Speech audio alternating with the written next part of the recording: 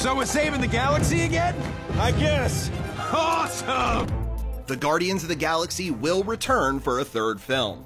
But who will helm Star-Lord's next interplanetary adventure? On this IMD Brief, we break down our shortlist and what each director could bring to Guardians of the Galaxy Volume 3. In July 2018, James Gunn was fired due to a series of offensive tweets from 2008 and 2009, and Disney has still not found a replacement. Now, fans did not support this decision. I am Groot. Whoa! Wait. Hey! And the cast petitioned for Gunn to be rehired. But Disney stood firm. Within a month, replacement rumors swirled when Thor Ragnarok director Taika Waititi met with Marvel. My name is Korg, I'm kind of like the leader in here. Waititi is an obvious choice for the gig.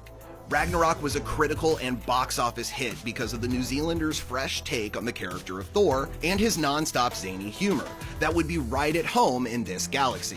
Doesn't sound right. Well, it's true. Now, there is a good chance that the Marvel meeting was not about Waititi jumping on board Guardians, but instead his likely return to direct a fourth installment of Thor. Everything's gonna be all right now. I got this. Michelle MacLaren and Travis Knight are two names that have been consistently thrown into the ring. MacLaren is a queen of TV with 2 Emmys for Breaking Bad and directing credits on The Walking Dead, Game of Thrones, The Leftovers, and Westworld. I've evolved into something new. She's attached to direct Cowboy Ninja Viking starring Chris Pratt, so if all goes well on that set, he could champion the consistent and versatile MacLaren for an action-packed Guardians 3. I think it's a really good balance between both of your points of view. You're despicable. On the other hand, Travis Knight makes the list for turning around the Transformers franchise. Michael Bay's The Last Knight, no relation to Travis, was a costly disaster that scuttled Paramount's plans for a Transformers cinematic universe. Baby, free at last. Thank Megatron, I'm free at last. After 2 Oscar noms for animating and directing with his stop-motion studio Laika, Knight was hired to reboot Transformers.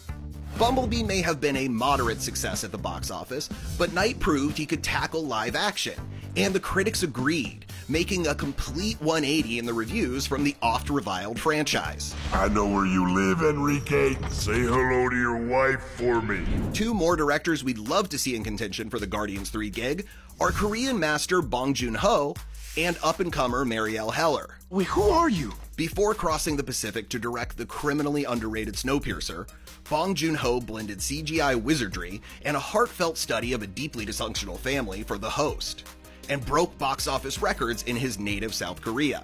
His 2017 Netflix film Okja established him as an international talent with an eye for fantastical special effects-driven stories with lovable and authentic heroes. Oh, okay. And lastly, there's Marielle Heller, who may seem like a long shot, but Marvel loves an underdog, and hiring promising young directors like Chloe Zhao and John Watts. Today it's given us something.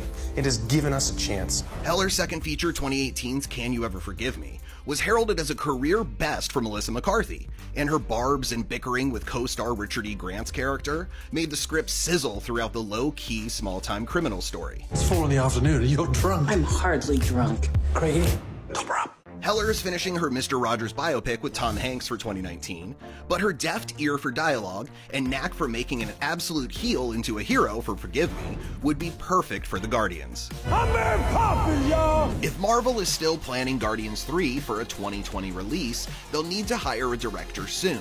So stay tuned to imdb.com/imdbrief for updates and more of what's trending on IMDb.